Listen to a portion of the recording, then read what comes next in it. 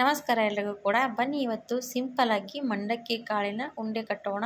ನಮ್ಮ ಕಡೆ ಏನಂತೀವಿ ಚುರುಮುರಿ ಉಂಡೆ ಅಂತೀವಿ. ಇದು ಯಾವ ರೀತಿ ಕಟ್ಬೋದು ಅಂತ ಪದ್ಧತಿ ತೋರಿಸ್ಕೊಡ್ತೀನಿ.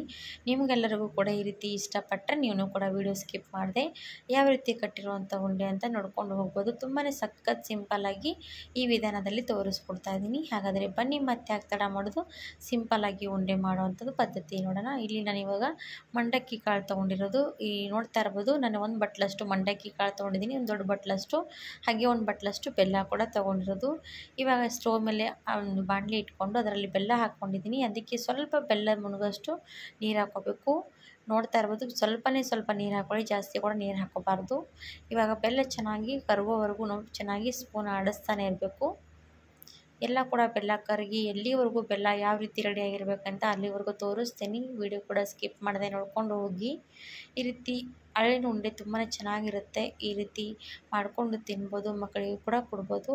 ಇದೇ ಒಂದು ಬಟ್ಲಲ್ಲಿ ನನಗೆ ಬೆಲ್ಲ ಪಾಕ ಆಗಿದೆ ಅಲ್ವಂತ ನೋಡ್ತಾ ಇದ್ದೀನಿ, ಚೆಕ್ ಮಾಡ್ತಾ ಇದ್ದೀನಿ. ಎಲ್ಲಿವರೆಗೂ ಚೆಕ್ ಮಾಡಬೇಕು, ಯಾವ ರೀತಿ ಬೆಲ್ಲ ಪಾಕ ಆಗಿರ್ಬೇಕಂತ ತೋರಿಸ್ತೀನಿ ನಿಮಗೂ ಕೂಡ. ಇನ್ನೂ ಕೂಡ ಬೆಲ್ಲ ಪಾಕ ಆಗಿಲ್ಲ, ಚೆನ್ನಾಗಿ ಕುದಿಸ್ಕೋಬೇಕು. ಒಂದು ಪಾಕದ ಎಳೆ ಚೆನ್ನಾಗಿ ಬಂದ್ರೇ ಉಂಡೆ ಕೂಡ ಸಖತ್ತಾಗಿ ಕಟ್ಟೋದಕ್ಕೆ ಈಸಿ ಆಗುತ್ತೆ. ನೋಡ್ತಾ ಇರ್ಬೋದು, ಒಂದು ಬಟ್ಲಲ್ಲಿ ನೀರು ಹಾಕಿದ್ದೀನಲ್ವ, ಚೆನ್ನಾಗಿ ಈ ರೀತಿ ಪಾಕ ಬಿಟ್ಕೊಂಡ್ಮೇಲೆ ಒಳಗಡೆ ಪಾಕ ಎಲ್ಲ ಬಿಟ್ಕೊಂಡಿರೋದು ಒಂದು ಉಂಡೆ ಥರ ರೆಡಿ ಆಗಬೇಕು. ಅಲ್ಲಿವರೆಗೂ ಚೆನ್ನಾಗಿ ಅದು ಪಾಕ ರೆಡಿಯಾಗಿದೆ ಅಂತ ತಿಳ್ಕೊಬೇಕು.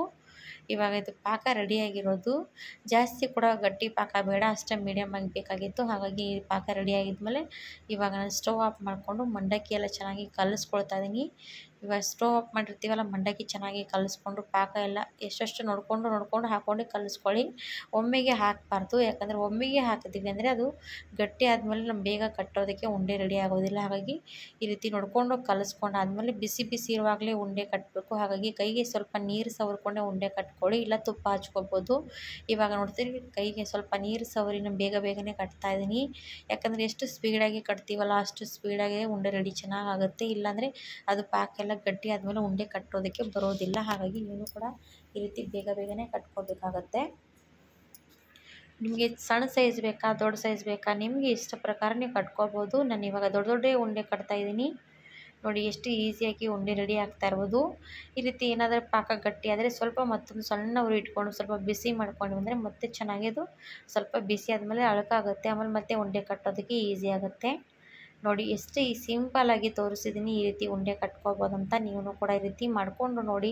ಈ ರೀತಿ ಪಂಚಮಿ ಹಬ್ಬಕ್ಕೂ ಕೂಡ ಮಾಡ್ಕೋಬೋದು. ಇವಾಗ ನೋಡ್ತಾ ಇರ್ಬೋದು, ಪಂಚಮಿ ಹಬ್ಬ ಸಮೀಪ ಬಂತಲ್ಲ, ಯಾರೆಲ್ಲ ಉಂಡೆಗಳು ಕಟ್ತಿರಲ್ಲ ಆವಾಗ ಈ ರೀತಿ ಕೂಡ ಉಂಡೆ ಕಟ್ಕೊಂಡು ತಿನ್ಬೋದು. ಹಾಗಾದರೆ ನಿಮಗೂ ಕೂಡ ಈ ರೀತಿ ಪಂಚಮಿ ಹಬ್ಬಕ್ಕೆ ಉಂಡೆ ಮಾಡ್ಕೊಂಡು ತಿನ್ನೋರಿದ್ರೆ ತಿನ್ಬೋದು, ಖಾಲಿ ಟೈಮಲ್ಲೂ ಕೂಡ ತಿನ್ಬೋದು. ಯಾರಿಗೆಲ್ಲ ಈ ರೀತಿ ಉಂಡೆ ರೆಸಿಪಿ ಇಷ್ಟ ಆದರೆ ನನಗೆ ಕಮೆಂಟ್ಸ್ ಮೂಲಕ ತಿಳಿಸ್ಬೋದು. ಮತ್ತು ಯಾವ ರೀತಿ ಉಂಡೆಗಳು ಬೇಕಂತ ಅದು ಕೂಡ ತಿಳಿಸ್ಬೋದು. ನೋಡ್ಕೊಂಡವರೆಲ್ಲ ಮಾಡ್ಕೊಳ್ತೀರ ಅಂತ ಅಂದ್ಕೊಂಡಿದ್ದೀನಿ. ಮಾಡ್ಕೊಂಡಿದ್ರೆ 4 ಜನರಿಗೆ ಶೇರ್ ಮಾಡಿ, ಅವರು ಕೂಡ 4 ಮಂದಿ ಮಾಡ್ಕೋಬೋದು, ಅವ್ರು 4 ಮಂದಿಗೆ ಶೇರ್ ಮಾಡ್ಕೋಬೋದು. ಇವತ್ತಿಂದ ಈ ಉಂಡೆ ರೆಸಿಪಿ ನಾನು ತೋರಿಸಿರೋ ವಿಡಿಯೋದಲ್ಲಿ ನಿಮಗೂ ಕೂಡ ಅರ್ಥ ಆಗಿದೆ ಅಂತ ತಿಳ್ಕೊಂಡು ಈ ವಿಡಿಯೋ ಇಲ್ಲಿಗೆ ಎಂಡ್ ಮಾಡ್ತಾಯಿದ್ದೀನಿ. ಧನ್ಯವಾದಗಳು.